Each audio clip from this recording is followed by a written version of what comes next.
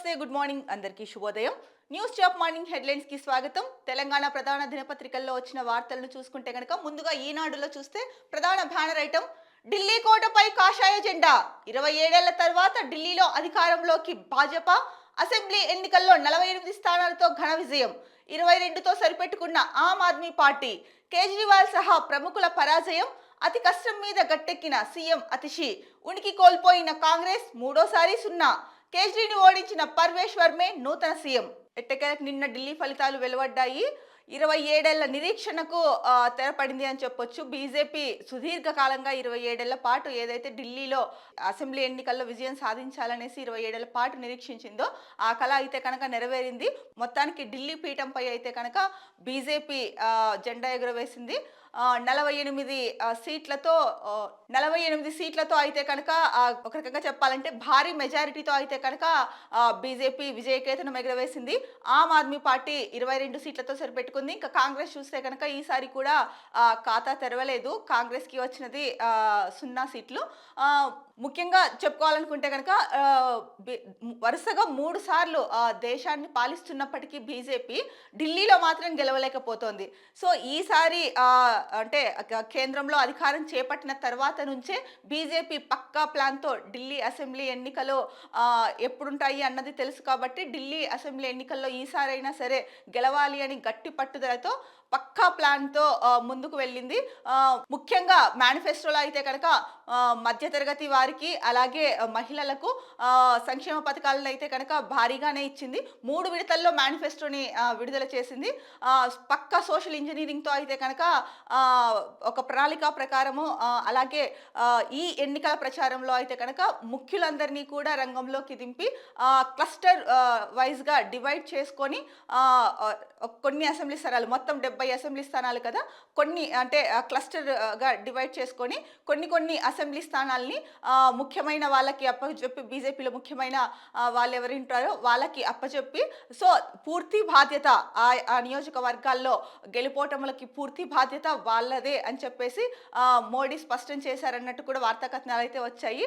So ఏదైతే కనుక ముందస్తుగా ముందు నుంచే లోపల నుంచే ముందు అంటే ఎక్కడ బయటకి రాకోకుండా లోపల నుంచే పక్కా ప్లాన్గా బీజేపీ ఢిల్లీలో ఈసారైనా గెలవాలి అని చెప్పేసి సో పక్కా ప్రణాళికలతో ఏదైతే ముందు నుంచి బీజేపీ ఒక ప్లాన్ ప్రకారం వెళ్ళి కష్టపడిందో దానికి ఫలితం అయితే అందింది. ఏదైతే అందరి ద్రాక్షలో మిగిలిపోయిందో అది బీజేపీకి 27 ఏళ్ల సుదీర్ఘ నిరీక్షణ తర్వాత అయితే కనుక దక్కింది.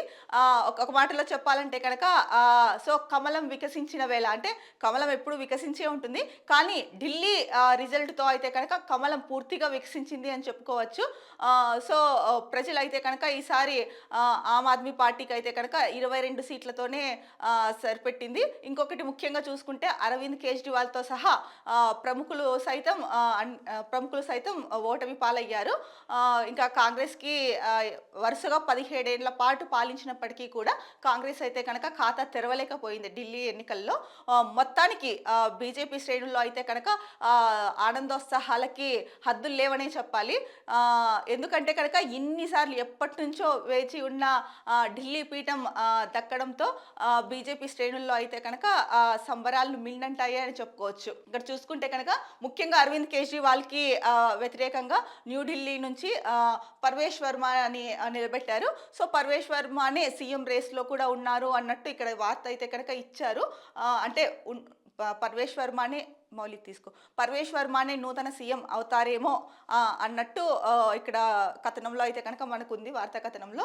ఇక 2013 నుంచి ఢిల్లీ ఎన్నికల్లో 3 ప్రధాన పార్టీలు సాధించిన సీట్ల వివరాలు చూసుకుంటే కనుక 2013లో అయితే కనుక బీజేపీ 31 సీట్లు గెలిచింది, ఆమ్ ఆద్మీ పార్టీ 28, కాంగ్రెస్ 8. తర్వాత 2017లో బీజేపీ కేవలం 3 సీట్లు మాత్రమే గెలిచింది, ఆమ్ ఆద్మీ పార్టీ 67 సీట్లు గెలిచింది, కాంగ్రెస్ 0. 2020లో బీజేపీ 8, ఆప్ 62, కాంగ్రెస్ 0.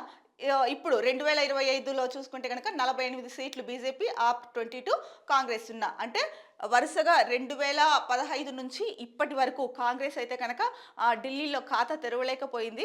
ఏదైతే వరుసగా హ్యాట్రిక్ 3 సార్లు షీలా దీక్షిత్ గారు ఉన్నప్పుడు ఢిల్లీ సీఎంగా చేశారో 3 సార్లు వరుసగా గెలిచిన కాంగ్రెస్ వరుసగా ఇప్పుడు చూసుకుంటే కనుక 2015 నుంచి 2025 వరకు వరుసగా 3 సార్లు ఖాతా తెరవకుండా ఘోర ఓటమి పాలైందని అయితే కనుక చెప్పొచ్చు. ఏది ఏమైనా సరే ఢిల్లీ పీఠం పైన బీజేపీ జెండా అయితే ఎగురవేసింది. ఇక ఈ నేపథ్యంలో మోడీ ఒక మాట చెప్పారు. దేశ రాజధానిలో ప్రజలు ఆప్దా అంటే ముప్పును బయటకు పంపారు. 10 ఏళ్ల కష్టాలు సమస్యల నుంచి ఢిల్లీకి విముక్తి లభించింది. 10 ఏళ్ల పాటు కొందరు అహంకారంతో పాలించారు. ఇక నుంచి వికాస్, విజన్, విశ్వాస్ నినాదాలతో ఢిల్లీలో పరిపాలన సాగిస్తామని చెప్పేసి మోడీ అయితే చెప్పారు. ఇక మరో ప్రధాన వార్తాంశం చూసుకుంటే కనుక ఓఆర్ఆర్ టోల్ టెండర్లపై సిట్ విజిలెన్స్ లో కీలకాధికారికి దర్యాప్తు బాధ్యతలు, త్వరలో ఉత్తర్వులు వెలువడే అవకాశం. ఏదైతే ఓఆర్ఆర్ టోల్ టెండర్లు ఉన్నాయో దానిపైన సిట్ వేశారు. దాంట్లో విజిలెన్స్ లో ఉన్న ఒక కీలకాధికారికి దర్యాప్తు బాధ్యతలు అయితే కనుక అప్పగించారు. దీనికి సంబంధించిన ప్రధానాంశం అయితే కనుక ఈనాడులో ఇచ్చారు.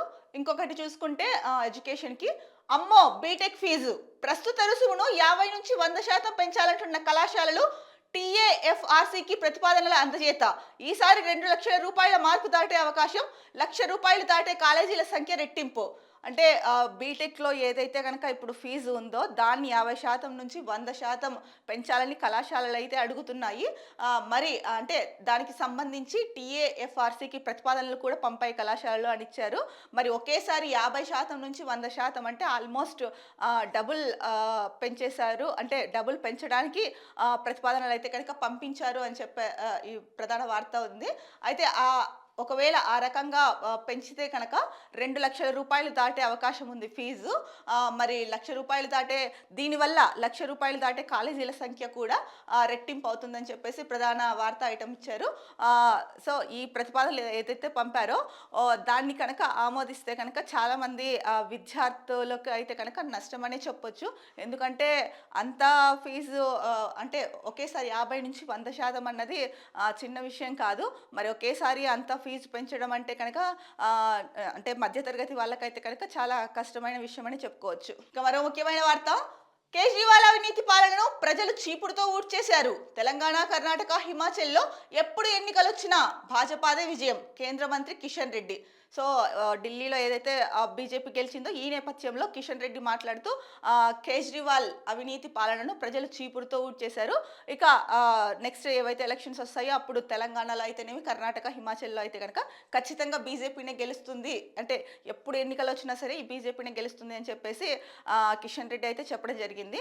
మరి చూడాలి కిషన్ రెడ్డి అన్నట్టు రాబోయే ఎన్నికల్లో తెలంగాణ, కర్ణాటక అలాగే హిమాచల్లో బీజేపీ గెలుస్తుందా లేదా అన్నది. ఇక మరో ప్రధాన వార్త, 3 జాబితాలుగా ఇందిరమ్మ ఇళ్ల దరఖాస్తులు. ఇప్పటికే 71,482 మంది ఎంపిక. తర్వాత దశలోనూ L1, L2 జాబితాలకే ప్రాధాన్యం.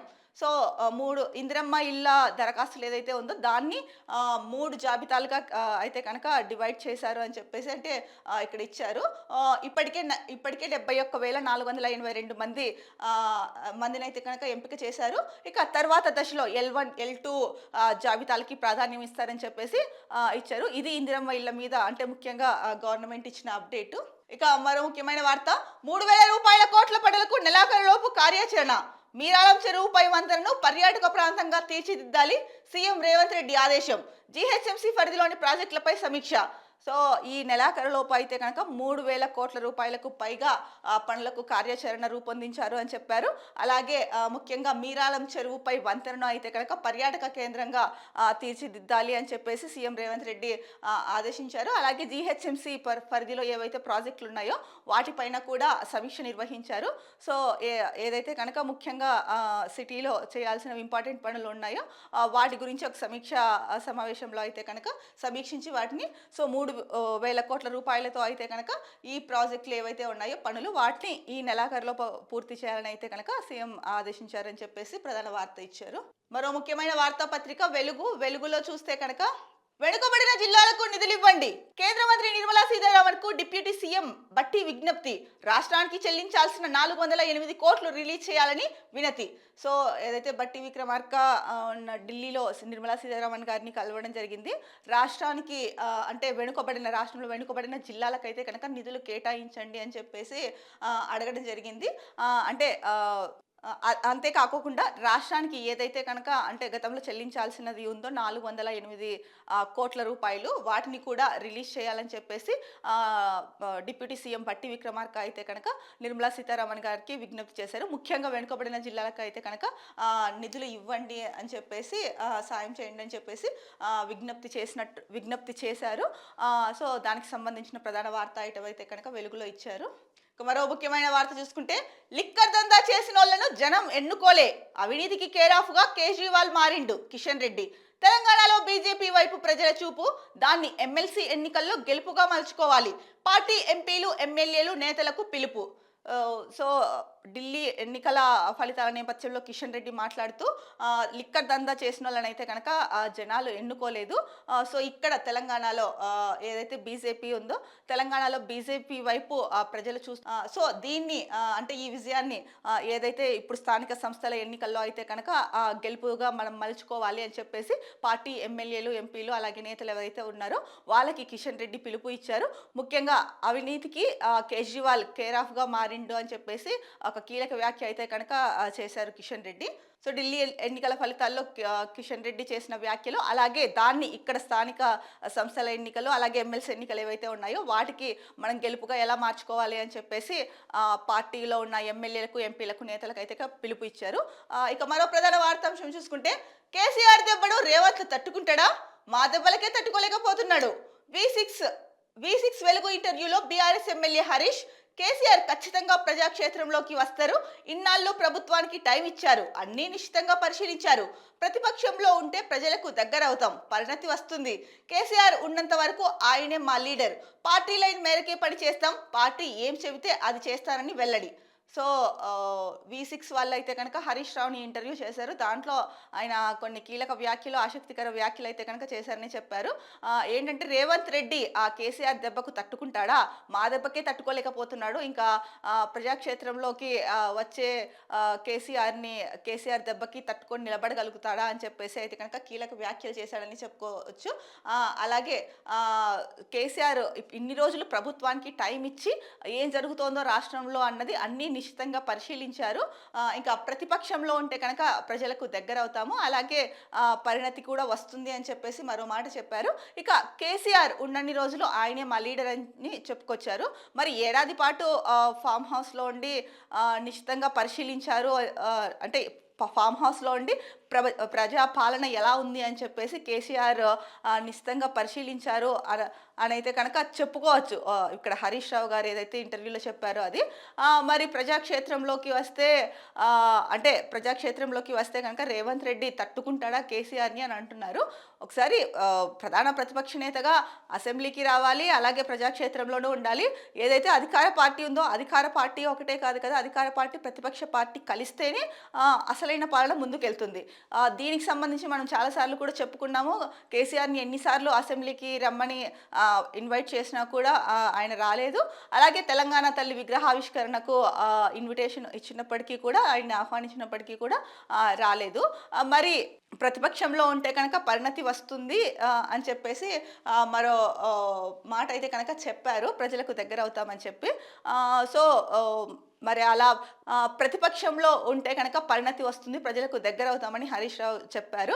ఇక్కడ అంటే ఒక రకంగా చూసుకుంటే కనుక అంటే ఇప్పుడు బీఆర్ఎస్ పార్టీకి ఇంకా పరిణతి రాలేదా, బీఆర్ఎస్ నేతలకి ఇంకా పరిణతి అంటే పూర్తి స్థాయిలో వాళ్ళు పరిణతి చెందలేదా, అంటే మెచ్యూరిటీ రాలేదా వాళ్ళకి, అంటే ప్రజల్లోకి వెళ్తే మెచ్యూరిటీ వస్తుందా అన్న దీనిపైన హరీష్ రావు ఏదైతే అన్నారో దీనిపైన అయితే కనుక ప్రజలు ఇదే విషయాన్ని చర్చించుకుంటున్నారు. అంటే ఇన్ని రోజులు బీఆర్ఎస్కి కానీ దాంట్లో ఉన్న కొంతమంది నేతలకి కానీ మెచ్యూరిటీ లేదా, ఇప్పుడు మెచ్యూరిటీ వస్తుందా మా మధ్యకు వస్తే అని అయితే కనుక చర్చించుకుంటున్నారు. సో దీనిపైన మొత్తానికి అయితే కనుక హరీష్ రావు చెప్తున్నది రేవంత్ రెడ్డి మా దెబ్బకే తట్టుకోలేకపోతున్నారు, ఇక కేసీఆర్ వస్తే తట్టుకుంటాడా? సో కేసీఆర్ ఉన్నంత వరకు ఆయనే మా లీడరు, సో పార్టీ లైన్ని క్రాస్ చేయం మేము ఎవరము అని చెప్పేసి అంటున్నాడు హరీష్ రావు చెప్పిన మాటలు అయితే కనుక. ఇక మరో వార్తాంశం చూసుకుంటే కనుక బీసీలకు 42% రిజర్వేషన్ల కోసం అసెంబ్లీలో చట్టం చేయాలి, కులగణనలోని తప్పులను సవరించండి, బీసీలను 21 లక్షలు తక్కువ చూపారు. మంత్రి పొన్నం దృష్టికి తెచ్చిన బీసీ సంఘాల ప్రతినిధులు సర్వేలో మిస్ అయిన వాళ్ళ కోసం స్పెషల్ డ్రైవ్ నిర్వహించాలని విజ్ఞప్తి. ఎవరు సలహాలు సూచనలు ఇచ్చినా స్వీకరిస్తాం, మంత్రి పొన్నం. సో ఏదైతే కనుక అంటే బీసీల రిజర్వేషన్లు 42%కి 42% బీసీలకు రిజర్వేషన్లు ఇస్తామనేసి కాంగ్రెస్ పార్టీ చెప్పిందో ఎన్నికలకు ముందు, దానికి కట్టుబడే కులగణన సర్వే అయితే చేపట్టింది. దాని ప్రకారం బీసీలు 56.33% ఉన్నారు. అంటే మైనారిటీల్లో ఉన్న బీసీలను కూడా ముస్లింలో ఉన్న బీసీలని కూడా కలుపుకొని 56.33% ఉన్నారని అయితే కనుక బీసీల సంఖ్య తేలింది అని చెప్పేసి చెప్పారు నివేదిక రిలీజ్ చేసినప్పుడు. దీనికి సంబంధించి ఏదైతే బీసీ సంఘాలు ఉన్నాయో వాళ్ళు బీసీలకు 42% రిజర్వేషన్లను అసెంబ్లీలో చట్టబద్ధం చేయండి అని చెప్పేసి పొన్నం ప్రభాకర్కి అయితే కనుక చెప్పారు. అలాగే కులగణనలో ఏవైతే తప్పులు ఉన్నాయో వాటిని కూడా సవరించండి, బీసీలను 21 లక్షలు తక్కువగా చూపించారు అని చెప్పేసి ముఖ్యంగా బీసీ నేతల సంఘాలు అయితే చెప్తున్నారు. దీనికి స్పెషల్ డ్రైవ్ అంటే సర్వేలో ఎవరైతే మిస్ అయ్యారో వాళ్ళ కోసం స్పెషల్ డ్రైవ్ నిర్వహించాలని కూడా మంత్రికి విజ్ఞప్తి చేశారు బీసీ సంఘాల నేతలు. ఈ నేపథ్యంలోనే పొన్నం ప్రభాకర్ కూడా ఎవరు సలహాలు సూచనలు ఇచ్చినా కూడా మేము స్వీకరిస్తామని చెప్పారు. ముఖ్యంగా ఈ సమగ్ర కుటుంబ సర్వే కులగణన సర్వేలో అయితే కనుక ఎవరైతే మిస్ అయ్యారో అంటే వాళ్ళు మళ్ళీ వాళ్ళ వివరాలు ఇవ్వచ్చు అని చెప్పేసి వాళ్ళందరికీ కూడా ఇంకొక ఛాన్స్ ఉంది, వాళ్ళ వివరాలన్నీ కూడా ఇవ్వచ్చు అని చెప్పేసి మనకి గతంలోనే చెప్పారు. దానికి సంబంధించిన వార్త కూడా వచ్చింది. సో ఇప్పుడు బీసీ సంఘాల నేతలు ఎవరైతే కనుక పొన్నం ప్రభాకర్తో మీటింగ్ అయిందో వాళ్ళు చెప్తున్నది ఏంటంటే 21 లక్షల మంది బీసీలు అయితే కనుక తగ్గారు, ఒక స్పెషల్ డ్రైవ్ పెట్టండి దీనికోసం అని చెప్పేసి విజ్ఞప్తి చేశారు.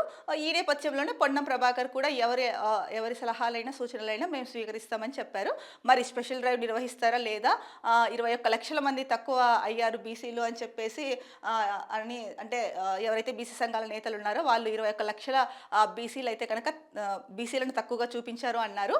మరి ఈ స్పెషల్ డ్రైవ్ నిర్వహిస్తే కనుక ఖచ్చితంగా వాళ్ళు ఎగ్జాక్ట్గా ఏదైతే ఫిగర్ చెప్తున్నారో నిజంగానే అంతమంది బీసీలు మిస్ అయ్యారా లేకపోతే ఏంటి అన్నది తెలుస్తుంది.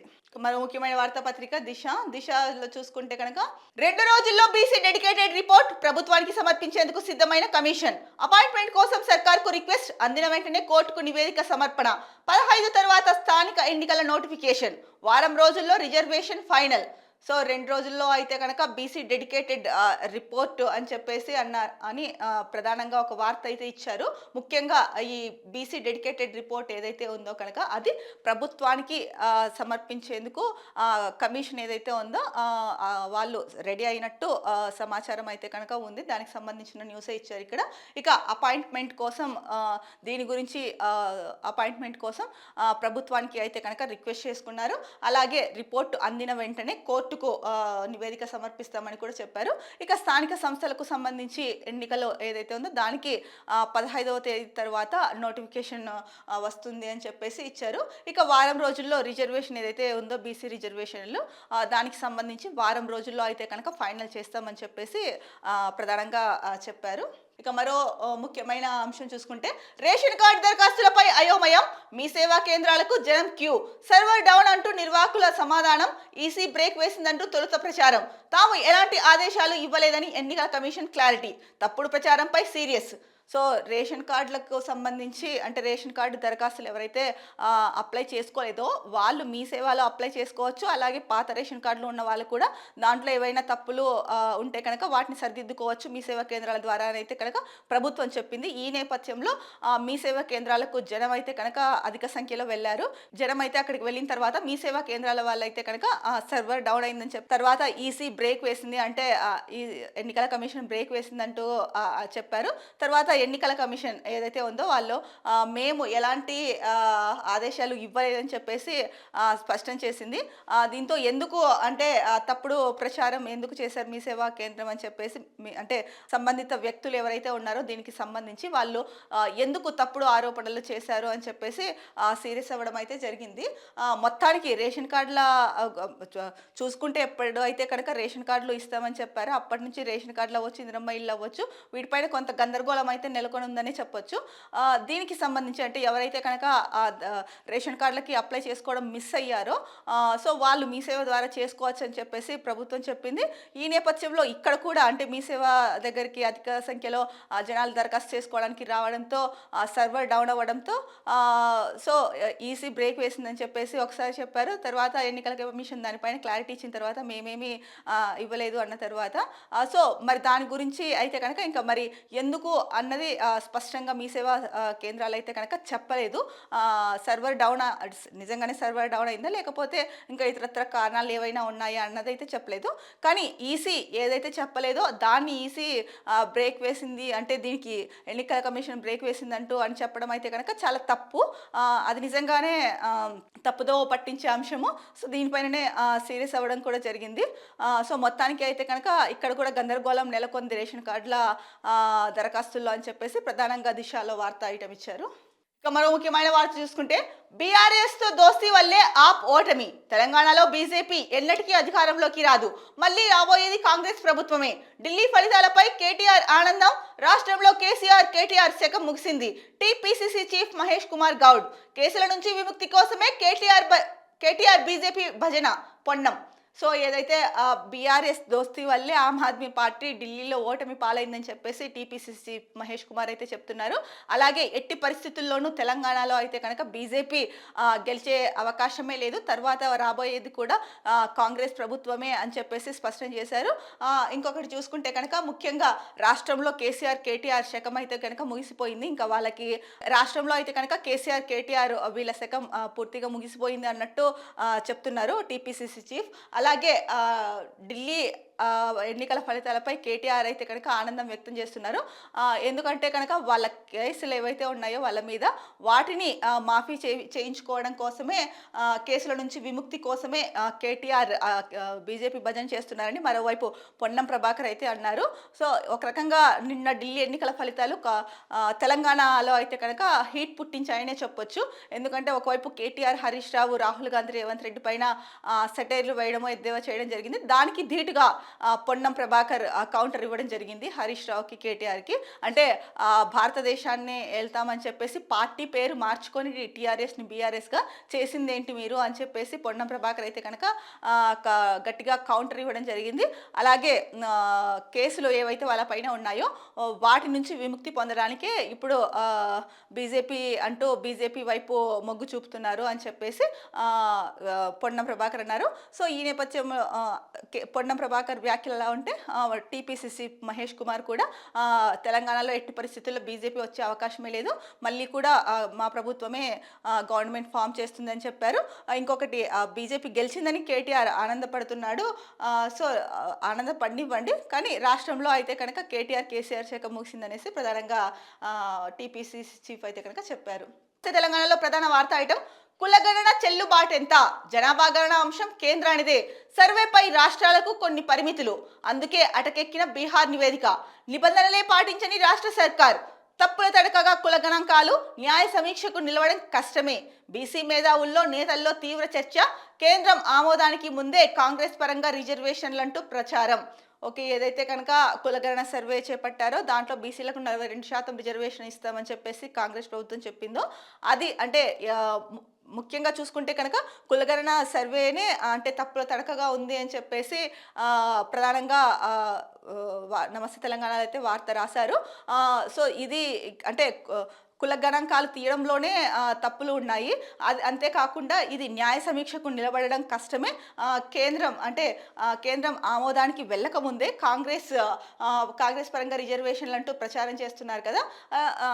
దానికి తోడు బీసీ నేతల్లో అయితే కనుక మేధావుల్లో దీనిపైన ఏదైతే బీసీల సంఖ్య తగ్గింది అని కొద్ది రోజులుగా చెప్పుకుంటున్నారో దానిపైన అయితే కనుక బీసీ నేతలు మేధావుల్లో అయితే కనుక తీవ్ర చర్చ జరుగుతోందని ఇచ్చారు. సో అసెంబ్లీలో ఈ రిపోర్ట్ కులగణన సర్వే రిపోర్టు, సమగ్ర కుటుంబ సర్వే రిపోర్టు అసెంబ్లీలో చెప్పినప్పుడే దాని గురించి రేవంత్ రెడ్డి ఒకటే చెప్పారు. ఏంటంటే కనుక ఇది కేంద్రం పరిధిలో, అంటే రాజ్యాంగ సవరణ చేయాల్సి ఉంటుంది, కేంద్రం పరిధిలో ఉంది, కేంద్రం ఆమోదించాలి దీన్ని.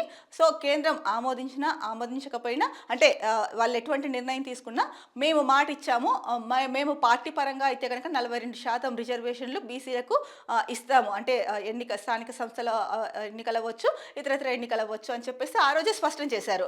సో ఆ రోజు ఏం మాట్లాడారు కేటీఆర్, సో బిల్లు ఇక్కడే ఆమోదిస్తారేమో అనేసి మేము అనుకున్నాము, ఇప్పుడు కేంద్రం పరిధిలోకి పంపించేశారా అని అన్నారు. దాన్ని అంటే ఒక 4-5 రోజులు గడిచిన తర్వాత మళ్ళీ దాన్ని తీసుకొచ్చి ఇప్పుడు కేటీఆర్ అంటే ఇక్కడ నమస్తే తెలంగాణలో రాసింది, కేంద్రం ఆమోదానికి ముందే కాంగ్రెస్ పరంగా రిజర్వేషన్లు అంటూ ప్రచారం అన్నారు. కానీ అది ఈరోజు చేసిన ప్రచారం, నిన్న చేసిన ప్రచారం అయితే కాదు. ముందే స్పష్టంగా అసెంబ్లీలో ఈ కులగణన సర్వే, ఎస్సీ వర్గీకరణ గురించి ప్రత్యేక సెషన్ పెట్టిన రోజే చెప్పారు. అంటే నివేదికని కేంద్రానికి పంపించాము, అంటే కేంద్రం దీనికి ఆమోద ముద్ర వేయాలి. సో అంటే కేంద్రం వైపు నుంచి ఏది ఎట్లా ఉన్నా కూడా పార్టీ పరంగా మేమైతే 42% బీసీలకు రిజర్వేషన్లు ఇస్తాము, అన్ని స్థానిక సంస్థల ఎన్నికలు అవ్వచ్చు, మిగతా ఎన్నికలు అవ్వచ్చు అని చెప్పేసి స్పష్టం చేశారు. అది ఆ రోజే స్పష్టం చేసినప్పుడు మరి ఇప్పుడు ప్రచారం చేసుకోవడం ఏంటి, దాని గురించి ఇక్కడ ఇలా రాయడం వార్త ఏంటో మరి వాళ్ళకే తెలియాలి. ఇంకొక అంశం చూసుకుంటే కనుక సో ఆ రోజు రేవంత్ రెడ్డి అసెంబ్లీలో ఒకటే చెప్పారు, మేము పార్టీ పరంగా ఇస్తాము, బీఆర్ఎస్ బీజేపీ కూడా దీనికి సిద్ధమా 42% బీసీలకు రిజర్వేషన్లు ఇవ్వడానికి అని చెప్పేసి. దీనిపైన అయితే కనుక వాళ్ళ నుంచి ఎటువంటి స్పందన కూడా లేదు. మరి అలాంటప్పుడు ఇప్పుడు ఎలా ఇలాంటి అంటే వార్త ఇప్పుడు జరుగుతోంది అన్నట్టు రాసినట్టుంది ఈ కథనం చూసుకుంటే కనుక. సో ఇక్కడ చూస్తే కనుక ముఖ్యంగా నిన్న ఢిల్లీలో బీజేపీ, అంటే 27 ఏళ్ల తర్వాత ఢిల్లీలో గెలిచిన బీజేపీ గురించి అయితే కనుక నమస్తే తెలంగాణలో మొదటి పేజీలో అయితే కనుక దానికి సంబంధించిన వార్త అయితే కనుక ఇవ్వలేదు. మొత్తానికి చూసుకుంటే రాష్ట్రానికి సంబంధించిన న్యూస్, అది కూడా కులగణనకి సంబంధించి బీసీ రిజర్వేషన్లకు సంబంధించిన వార్తలనే ప్రధానంగా ఇచ్చారు. ఇది తెలంగాణ వార్తాపత్రికల్లో వచ్చిన ముఖ్యమైన వార్తా విశేషాలు. రేపటి న్యూస్ ట్యాప్ మార్నింగ్ హెడ్లైన్స్లో కలుద్దాం. అంతవరకు సెలవు, నమస్కారం. Be happy, stay strong, stay healthy.